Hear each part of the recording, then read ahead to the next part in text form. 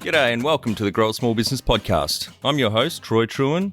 Each week, we speak with an owner who has grown a business with 5 to 30 team members to something bigger.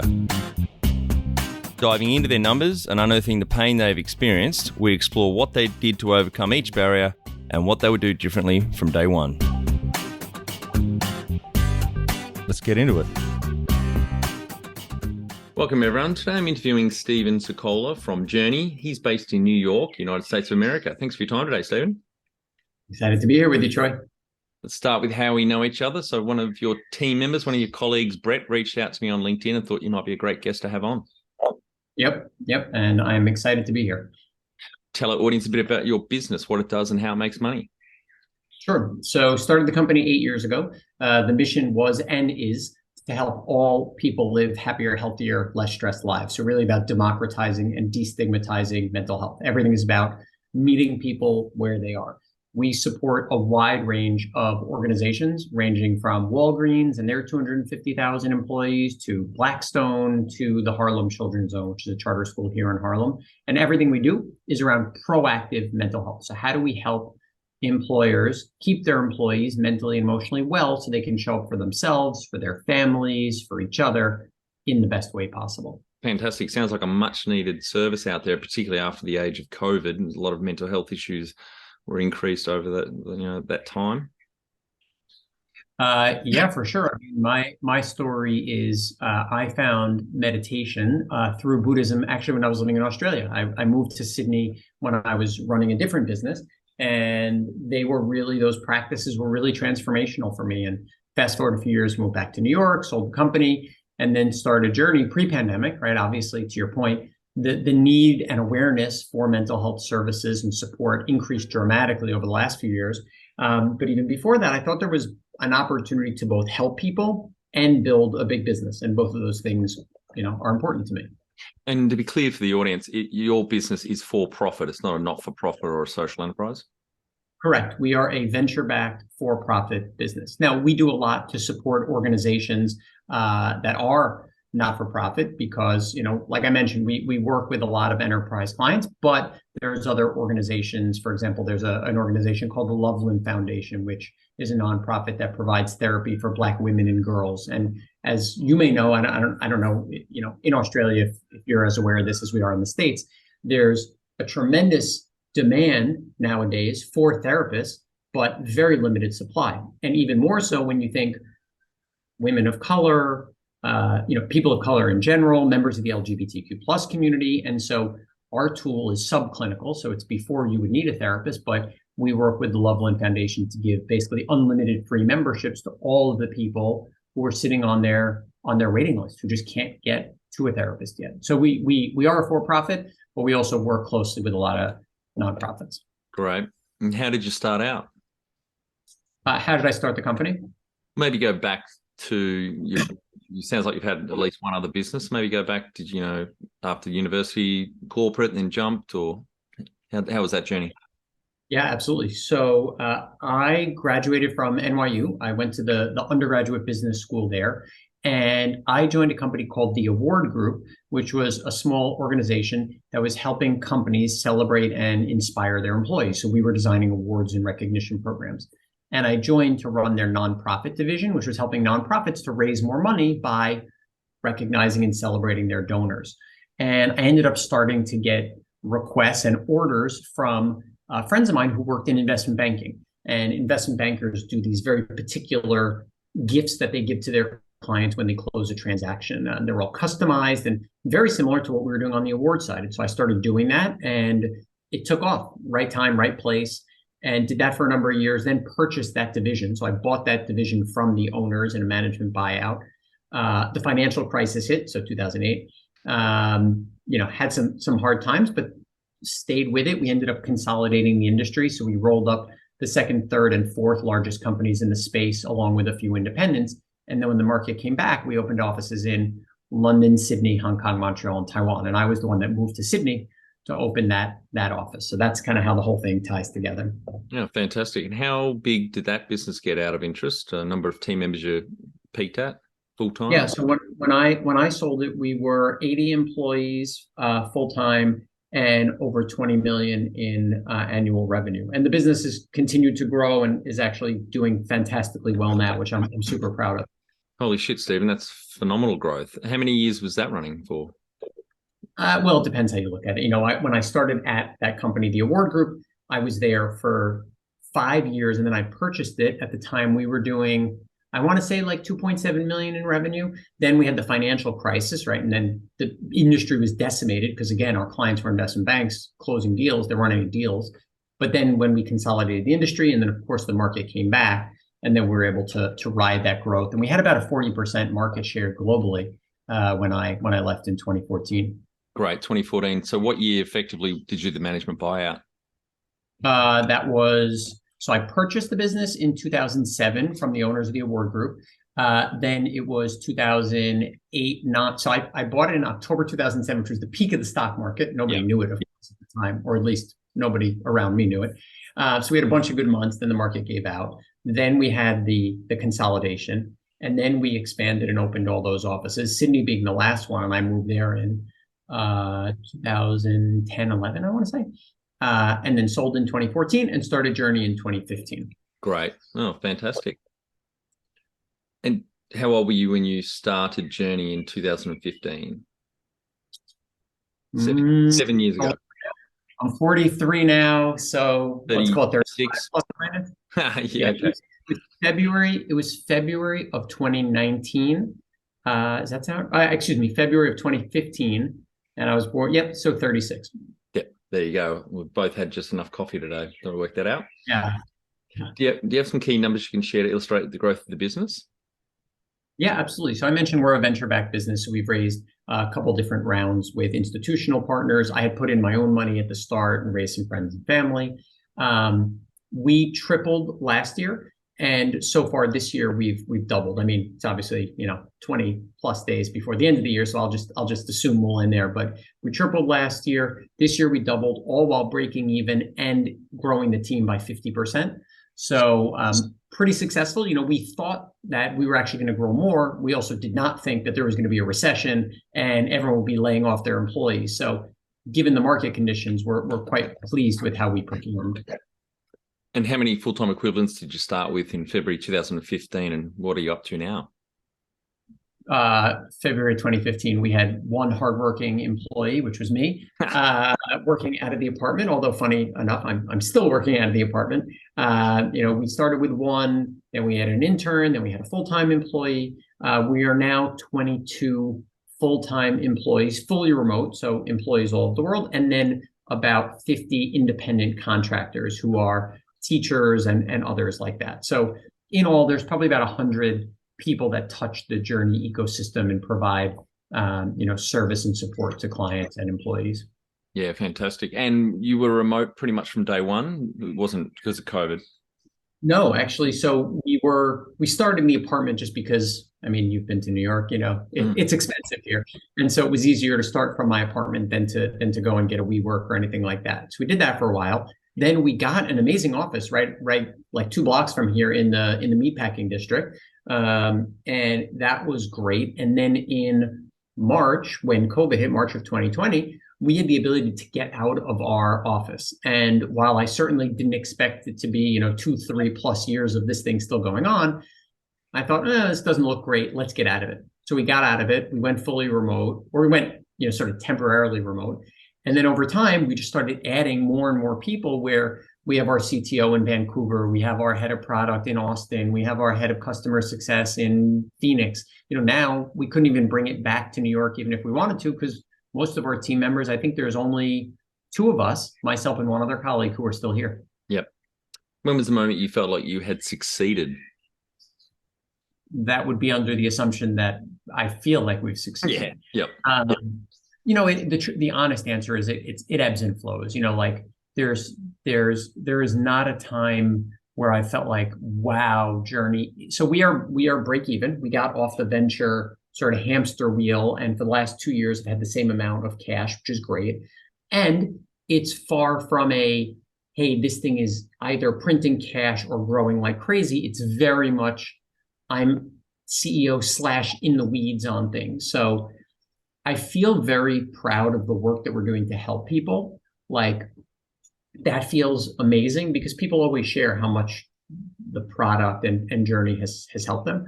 But in terms of like feeling like the business is a success, I don't think we're there quite yet. You know what I mean? What does success look like to you? I think one of the challenges with success is it's sort of a slippery slope, right? It's like an end zone, or I'm sure I don't know what do you call it in rugby. It's the end zone that keeps being moved, or the goalposts that keep being moved out. Um, I have set in my head. This feels embarrassing to say, like on a podcast that's going to be heard by the public, but I'm really excited about growing the business to be able to help 100 million people. And the reason it's embarrassing is it's like, one, it's a totally arbitrary number, right? And two is it's like kind of there's some element of like hubris or ego to it, but it also motivates me. It also inspires me. It's like, okay, let's aim big and see if we can really help people. So one of the things we do, just to speak to that, is with every one of our clients, they pay for the number of employees they have. So we support L'Oreal and their 10, 12,000 employees, but all those employees can give unlimited memberships to family members. And family member is defined loosely. It could be a boyfriend or girlfriend, could be you're taking care of older parents. We believe that having a healthy family, having a healthy environment leads to healthy employees. So, we do things like that to really make sure that we're supporting people the best we can. That's great. That's a really good initiative. Yeah. Number one thing you'd recommend to marketing a fast-growing business? Number one thing I'd recommend to marketing a fast-growing business, I think having a really authentic story, and going out and telling it in whatever way, making new friends like you and, telling it on a podcast, doing some writing, some thought leadership, sharing it on LinkedIn or Instagram, or, I mean, I'm too old to have any idea what, you'd share on TikTok, but maybe you share it on TikTok, but like, I think starting with something that's authentic to you and meaningful to you really resonates with other human beings. And on funding, you've mentioned you've had a few investment rounds. You also had the 3 Fs early on: friends, family, and fools. Anything else? You haven't heard that before, 3 Fs? No, but it's funny. Anything else on funding? No. So, I mean, I like I said, I self-funded it myself. I put in, I don't know, like $100,000 myself, just to prove out, like, is there something here? Is there a there? Because before I'm going to go to my friends and ask for their money, it's like, I need to be willing to have skin in the game and show. So I did that. Then I went and raised, I want to say $600,000 from friends and family. So that brought the raise to like 7.25, 750. And then raised, once we proved out a bunch of things, raised a wow, I haven't said the numbers in a long time. I want to say a $2.4 million seed and then a $2.85 million seed plus right before the pandemic started. Fantastic. And since then we've been financially self-sufficient, which I'm super proud of. If you were to start up today with plenty of funding, would you go into your industry? Yeah, absolutely. I don't know if I would go into my industry with plenty of funding, but I know that I would. I'm super passionate about mental health, and I think, to your point about there being a need for it, we're like first starting to scratch the surface. It's like you think about physical fitness, right? And I'm not sure what it's like in Tasmania. I mean, I know what it's like in Sydney, but in New York, I'm assuming where you are, like people go to the gym or they surf or they hike or they move their body, right? Because besides maybe it's enjoyable, that it's important, right? It's healthy, you look good, you feel good, you're going to last longer. But imagine if you replace that with, hey, we're going to give you a membership to, physical therapy. So you're not going to do anything. And then when something's wrong, you're going to go to PT. Well, PT is great, but what about what you're doing on a day-to-day basis? And that's sort of how it's been and continues to be around mental health. It's like, we're not going to give you tools and resources on a day-to-day basis to incorporate into your life. We're going to wait until you have an issue, until you're breaking down, and then you're going to go see a therapist. Doesn't really make sense, right? For me, I think, by the way, everyone should see a therapist. I think it's super helpful, but I don't think that should be the only thing that people do. No, I totally agree. And I'm guessing in America, the same thing is happening as here in Australia with a lot of the work health safety legislation is in bringing in mental health into that legislation that employers have to look after their employees' mental health, not just their physical health and the risks around the physical health, but also their mental health as well. So I'm not sure if that's a movement over there in that you're seeing in America or even Europe. I haven't seen it yet here, but I think it's super interesting. And Australia is more progressive when it comes to some of this mental health stuff, as is Europe, than the States. So it's good to see that. I'm curious to hear how that goes over the next few years. Can you outline the most stressful point in your small business growth journey so our audience can learn from it? I think fundraising was probably the most stressful because it felt existential. It was, if we don't raise this money, we will go out of business. Like, it was not we're like right now we're breaking even. That was the plan. And so if we were to pursue a fundraise, it would be, we're raising from a position of strength. Hey, we don't need the money, but we think if we get it, we can grow, 3x, 5x, whatever. This was typical early stage startup. Hey, we need the money because we're burning through the cash. And so those were very long, super interesting days, but very long and very, very stressful.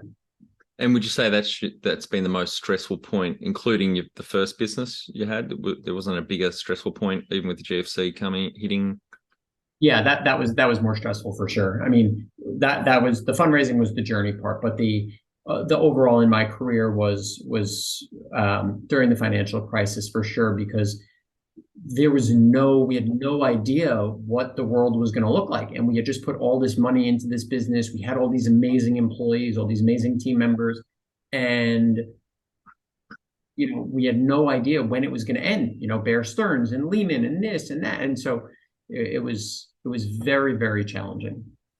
What area in business do you feel you've had to work on the most to add the greatest value? I think overall, just me as a person, emotional intelligence, continuing to learn how to listen, how to be patient, how to make sure that when I'm communicating from a thoughtful and grounded place. It's like, as a CEO, for me, I shouldn't say as one, for me, I'm involved in a lot of things. So I'm talking to the customer success team, I'm talking to the product team, I'm talking to clients, I'm talking to you, and it's a lot of context switching, and it's busy days, right? And making sure that, okay, I just got a frustrating email from a client, or, me and one of my colleagues disagree on something. And then how am I showing up to the next meeting? Balanced, grounded. How am I communicating? So for me, it's not sales or marketing or strategy. It's just being clear-headed and level-headed, I think is probably the most important for me. What have you enjoyed the least about managing fast growth? You've done it twice now.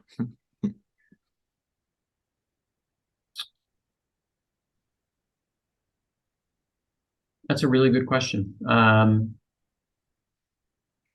tell you what I love. I love solving all of the different, or attempting to solve all of the different challenges. Actually, I think I know what I like the least, but I'll start with what I like the most.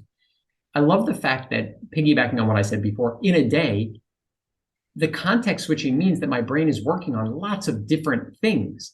And so while most of my best work I get done on the weekends, like when it's quiet, when I can think, when there's not emails coming in and Zoom meetings and all that, there's a lot of stimulation on a day-to-day basis, right? So intellectually, very fascinating. I think the thing that I like the least is it often feels like something that I thought was solved will come back up 6 months later and have to be solved again. So it's like, I thought we solved that. I thought we tackled that up, but that's the life of a startup. You have spinning plates, or you have fires burning, and you put one out, and then you say, okay, this other one, right? So I think that's one of the challenges for sure. I guess recognizing that the life of a startup is 2 steps forward, 1 step back, 1 step to the side, one diagonal step. Yeah. It's like the ups, downs, but hopefully it's moving up. It's not just a clear up and to the right. What has been the biggest mindset shift for you in your small business growth journey? I think it's got to be around just how I show up. Like growing up in Queens, which is a borough outside of, well, it's part of New York City, but outside of Manhattan. Everything was hard charging. Everything was hustling. Everything was, think stereotypical New York, right? So between growing up in Queens, hustling, starting lots of businesses, going to NYU, studying finance. And there was a very different mold for what a business person was. Think, Gordon Gekko, think, I mean, you were the one that said you were going to curse here. I don't want to be that person to start us off, but, hey, fuck this, like Trump style, you're Yeah. fired, that like machismo kind of thing. Yeah. And then to realize like, actually, that's not a very productive way to run a business. Like that doesn't make people feel safe. That doesn't allow people to do their best work. That doesn't build any type of loyalty. And so I think that shift, which has been an evolution over, I'd say 15 years, is probably the answer to that question. The number one habit you think a small business owner needs to develop and maintain? Well, I'll answer it in two ways. I think the best advice I ever got, or the thing that I keep in mind, is know thyself. And I think it's so critical. Like I was talking to a client yesterday, and we were talking about fantasy baseball.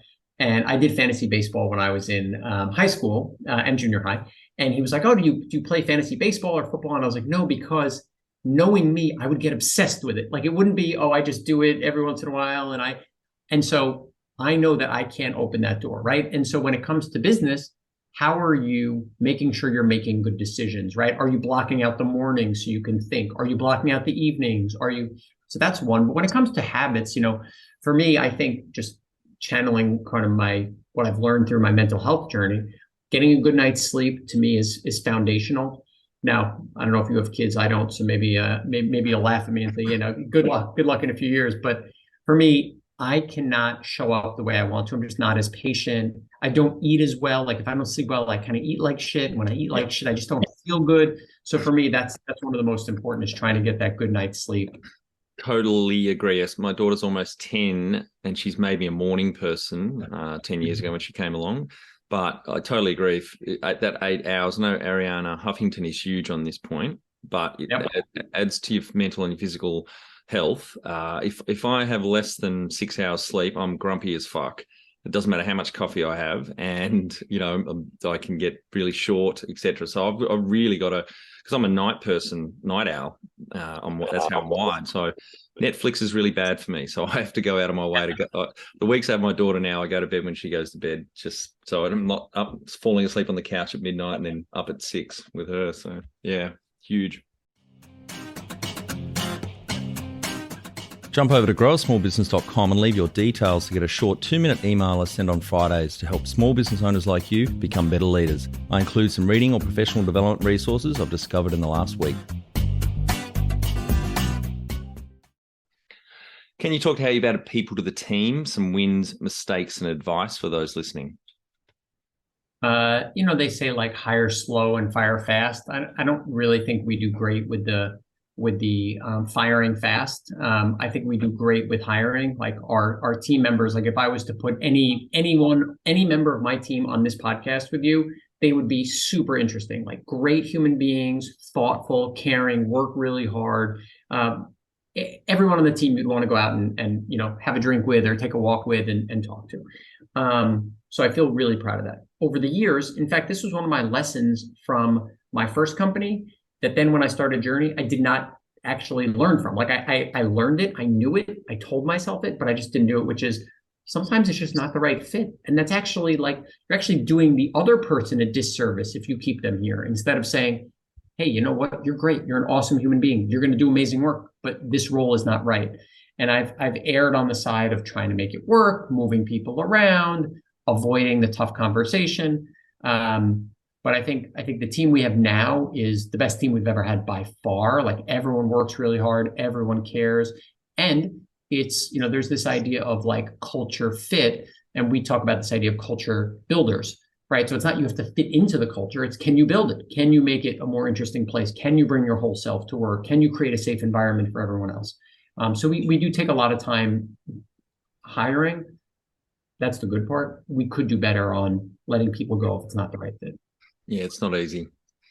What are some of the things you recommend to building a sustainable and kick-ass culture to help with the growth?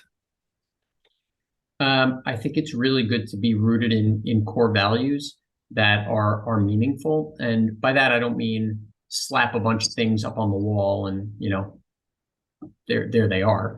I mean, getting really clear on what's important to you, both as an individual, as a CEO, and what's going to make you, successful as a business. I really like the Jim Collins books, Good to Great and Built to Last.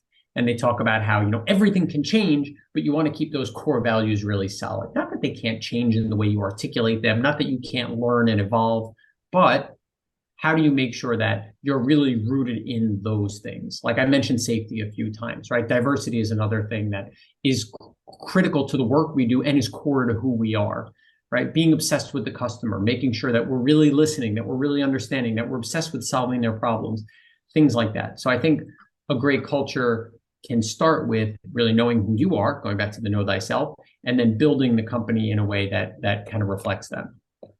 Tell our audience how you've handled balance. So, not well. No. Is that one reason why you started Journey? No, I wouldn't. Well, no, but it is one of the reasons I started meditating. Right. So, which I guess then is a sort of a byproduct of that. I really like the idea of work-life integration or work-life harmony as opposed to work-life balance. Like, oh, work-life balance. So, I'm in New York. It's 10 minutes to 8 o'clock. Oh, you're working till 8 o'clock? Yeah, because I choose to, right? And then I'll go have dinner and, spend time with my wife. And it's an integrated life. It's harmonious. Now, one could say I'm lucky to be able to do that, right? I'm not required to work a certain number of hours, but I think for me, it's never been a balance. Like when I was at my old company, I used to come in at 7 a.m. to call India and Moscow and Hong Kong, and then I'd work till midnight. Now, I was 22, so you could do that and be totally fine. Nowadays, to your point, like I need my sleep. So those days are long over. But it wasn't about this balance. It was how does this integrate into my life in a way that keeps me happy, that allows me to thrive, that makes sure I don't burn out. So that's how I think about the quote unquote balance. However, to your point, or to your question about Journey, what I struggled with was less like the work-life balance, and mine was more like thrill seeking, like being in New York and wanting to build a business. This is when I was working at that company, the Award Group, there was a time where I was in sales. So I started doing well and I started making some money, and this was the first time I had some money, and I was in New York and I was young and single and stupid and all the things. And there's lots of to your point earlier, like I think this was before we started recording, there's a lot of activity, there's a lot of energy in New York, Yeah. lots of ways to get into trouble.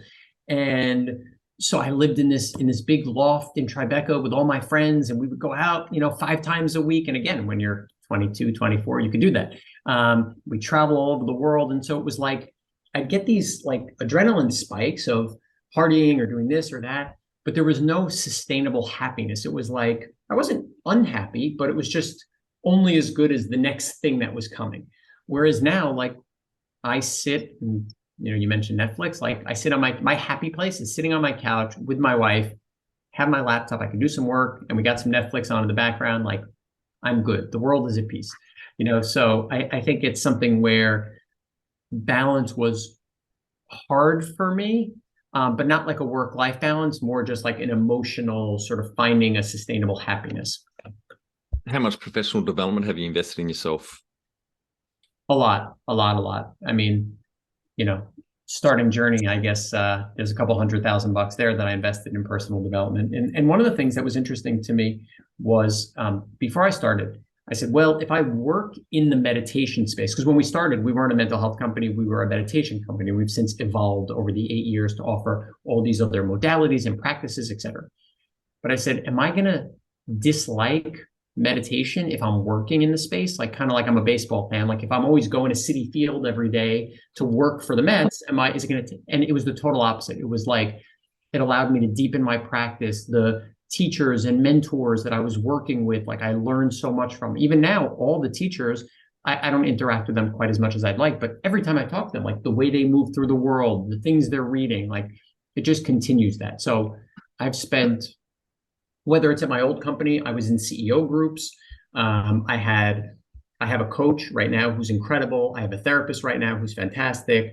I'm in a CEO group currently. So there's a lot, and even if you can't do all that stuff, some of the best stuff for me was like reading Dale Carnegie's How to Win Friends and Influence People, or Stephen Covey's 7 Habits of Highly Effective People. So things like that have really helped me a lot. Yeah. Sorry.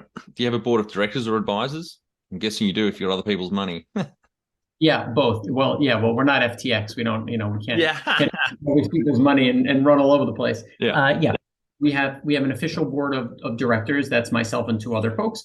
And then we have a board of advisors. That's, I want to say, like a dozen or so folks who have like real deep expertise in different areas that are helpful for the business. And how often do you meet, and do you have a chair of that board? We meet quarterly. Now I have really good relationships with both the board of directors and the board of advisors. So like we officially meet quarterly, but we're in constant, interactions around all different things. Yeah. Now, Stephen, you're one of the few we've had on that's exited a business. Do you have any advice for the audience listening that may be thinking one day of exiting?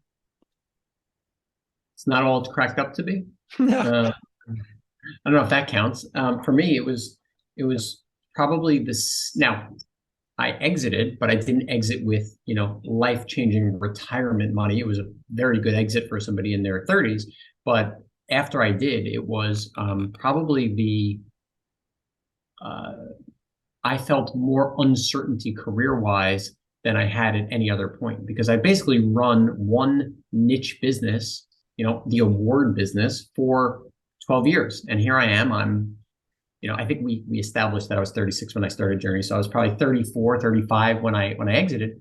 What do I do? My whole life's ahead of me, but what am I qualified for? So there was like a lot of self-doubt.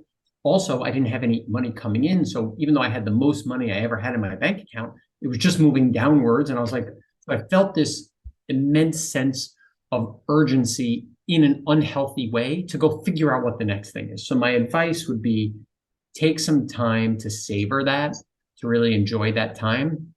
But my other kind of advice would be, really think about if that's like sort of separating the exit from your own personal happiness, because there's a lot of like, oh, when I sell ... I will buy this, I will do this, I will feel this way. And you hear this all the time, whether it's from a successful actor or athlete or CEO, like you do it and then you're like, oh, like, is that it? It could be sort of electric.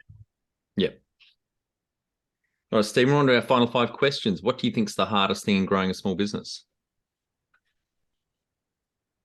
I think having the perseverance to just keep going. Like, running a small business, it's amazing. I love it. There's nothing else I'd rather do. And it kind of sucks a lot of the time. Mm-hmm. It's like people let you down, even if it's a small thing, right? Somebody misses a deadline, or somebody does something stupid, or you do something stupid. You're like, oh, why did I do that? And I think it's just, at times it could be a grind. And so just having the persistence to stick with it day in, day out, that's one of the challenges for sure. Favorite business book which has helped you the most? I think now I don't know what these books are like to read them in 2022/2023, the, Good to Great, Built to Last, because when I read them, it was early 2000s and they were amazing. It may be very different now. So I'll throw out a different book, which is my favorite personal book is The Untethered Soul by Michael Singer. Really fascinating. To say self-help sounds very woo-woo, but it is a woo-woo book, but it's one of those things that I highly recommend. Really interesting book. Yeah, Built to Last, Good to Great by Jim Collins, both phenomenal books, and I think they're still very relevant today. I mean, I think the first book came out mid-90s, Built to Last. So, yeah, I think for the audience, if you haven't read them yet, get onto them. Mm-hmm. Any great podcasts or online learning tools you use for your own professional development? Besides this podcast? Let's see. I really like listening to 3 podcasts on a daily basis. One is the Wall Street Journal podcast. I think it's called The Journal. One is The Daily, which is New York Times podcast. And one is Today Explained. None of them are really, I mean, the Wall Street Journal is about business, the new Disney CEO, things like that. but they're more about me staying in touch with the world, but not simply just reading like the headline of some crazy disaster happened here, but actually understanding something a little bit without being obsessed with the news, which obviously is unhelpful. I used to listen to things like How I Built This, Tim Ferriss, Joe Rogan, which I'll do occasionally if they'll have like a great guest on. And then I like the Morning Brew, which is a daily email. Also not about, it is about business, and they have HR Brew, they have a tech one, they have a crypto one. Well, they had a crypto one, I don't know if they still have it. But I like that a lot in that also keeps me in the loop of what's happening business-wise. One tool you'd recommend to help grow a small business? One tool.